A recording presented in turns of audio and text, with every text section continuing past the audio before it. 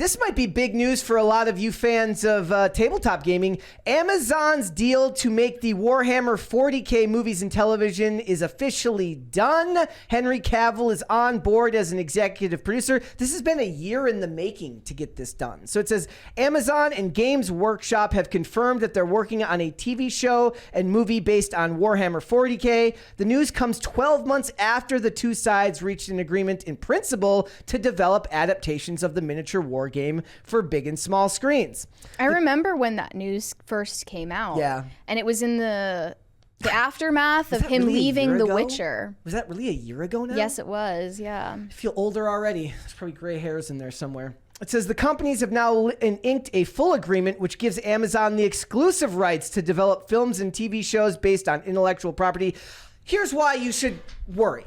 Okay, there's one upside here, is that Henry Cavill is involved. Henry Cavill is known to be very much a fan of Warhammer 40K, so you at least have one executive producer who is rigidly supportive of the source material, and somebody who, in general, as we know with his goings-on within The Witcher, that he believes that source material and canon matters, that it's important, and that veering off the course of that is not good for the property or the people that are producing it. It's detrimental. Here's the thing that sucks, though. This is Amazon.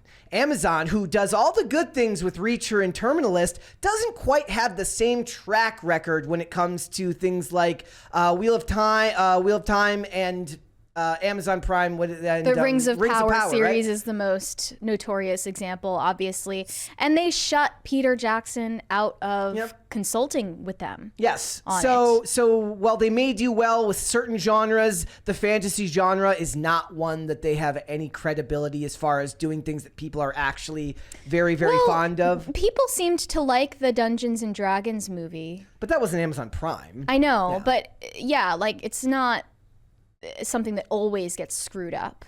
I'm just saying Amazon, it's the studio that got a hold of it that you have the most to worry about, right? If Universal did this, I have a feeling it would turn out pretty well. If they gave it to Universal and let them do it.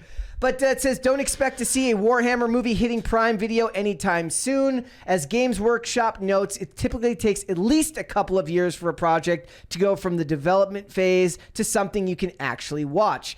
It kind of sucks that this means that you're not going to be able to see it on the big screen.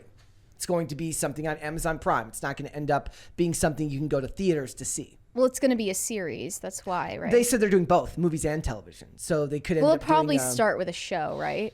I don't know which one they'll end up doing first. It could be movie, based on specific campaigns. So we'll end up seeing what goes on with it. It is interesting because what was it? Sunday was the 20th anniversary of when Return of the King debuted in theaters. Mm-hmm. So, 20 years on and they haven't made high fantasy any better. They've only made it worse. They recently had a lawsuit related to the Tolkien estate, didn't they? I saw that, but I didn't read into it. It looked like Amazon won some kind of copyright lawsuit related to the Tolkien estate. I didn't look into it either. In the chat, More Ruckus says Jack Ryan was good on Prime too. I loved season 1 of Jack Ryan. I didn't get through more than a couple of episodes of season 2, and from what I understand, it has a lot to do with Venezuela, and they blame the problem on something other than socialism in the country, which a lot of people... There's a really good video essay that someone did that dissects season 2 of Jack Ryan and basically says their problem with it is that they misdiagnosed the problems within the country. I don't know how much of that actually played a role in why people maybe didn't take as well to season 2 as they did to season 1. If I remember, the score on season 2 was slightly lower than season 1, though I could be misremembering that. But I did really like that season 1, and I like John Krasinski in that role. I think he's, we always talk about Chris Pratt as the inoffensive celebrity, but I think John Krasinski is in a lot of ways that same type of, he has a good track record. He is the modern inoffensive action star that you don't really have to worry about, which is interesting because I've been watching, I've got a review coming out for Reacher season 2 episodes 1 through 3 tomorrow at 8 a.m.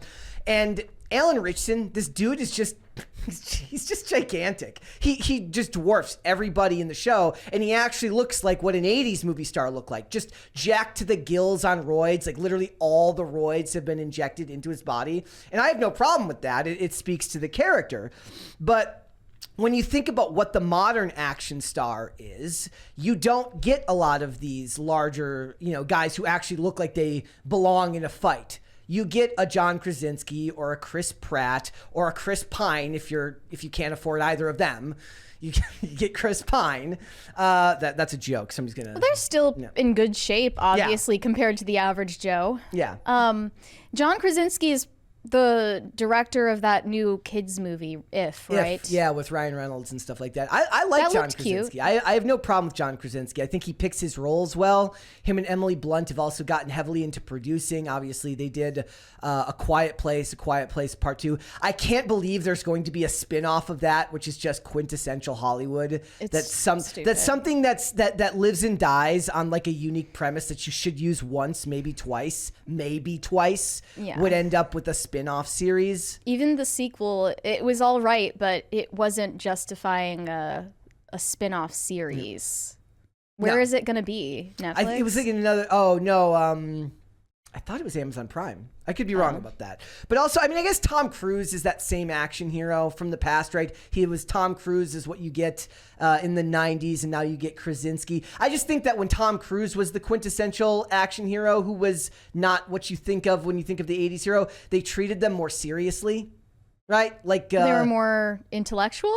No. I guess it's like, because what I always talk about is the panicky male lead, the Shia LaBeouf who runs away from explosions and stutters like he's Jeff Goldblum and everything, which is not what you think of when you think of an action star. And it's not even really what you get from The Rock in a lot of things anymore. And in a lot of what's he doing now? Jungle Cruise and Jumanji. He has to be in a jungle. And like the reason why I like him so much in the Fast and the Furious movies is because they allow him to be just a typical alpha male type character. And you don't get a whole lot of that these days. So I would imagine that we'll get to see Henry Cavill to be involved in the actual show, but I guess we'll have to wait and see what they end up doing with casting and storytelling. And the best thing he can do right now, with powers to work as an executive producer, which means he's going to have hiring, he's going to have a say in hiring, he's going to have a say in who gets to write these stories, is to find people with strong track records, not like the dude who wrote the like so many of these stories that we see now that are where they have no writing credits, but somehow they're hired to helm these massive properties, and you wonder how they got that job. He needs to hire, like, what if he got Peter Jackson to direct it? To direct the Warhammer Yeah. one? What if he got Peter Jackson to direct it?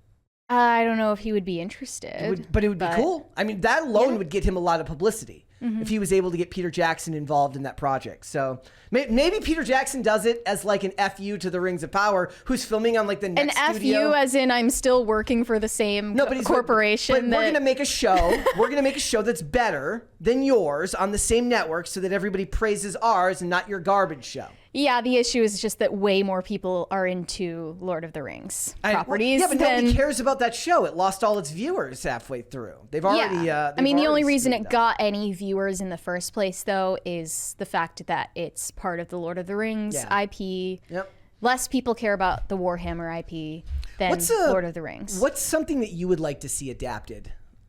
Like, are there any book? It doesn't have to be something like this, like a book or a series. Is there anything that you've read that you actually think would I have said in the past that I think it would be cool to see C.S. Lewis's space trilogy adapted. There you go. But again, I think there's some C.S. Lewis stuff being adapted right now, right? Isn't it a Chronicles of Narnia related? Yeah. Like reboot of Chronicles of Narnia, even though that was done already. Wait, who was in charge of that? I feel like it was somebody who was like a big red flag. It was. It was like Elizabeth Banks. No, it's Greta Gerwig, right? No, Greta Gerwig? Yeah. Was it really? Okay, yeah. Yeah, that was a red flag to me. I say that as just an idea, like in a concept that sounds like a good idea, but then in practice, I would not have high hopes. What if it was like, people were talking about they're making toy movies now. So what if they make like a Mighty Max movie? Remember like do you know what Polly Pocket was? Mighty Max was Polly Pocket for boys. Oh. So if they're going to try to appeal to both demographics. Well, the Polly Pocket movie is in the works. Yep. I don't know what that's going to look like. I wonder if we'll ever get like, we got those horrible Atlas Shrugged movies that nobody watched and, I didn't watch lost. Those. Oh yeah, and lost tons of money. I wonder if we could ever get like a Brave New World movie that's actually worth watching. No. No. Thanks for watching. Listen to full episodes of Pop Culture Crisis on Spotify. Keep up with us on social media and make sure you subscribe and ring that bell so you never miss the show. Bye, guys.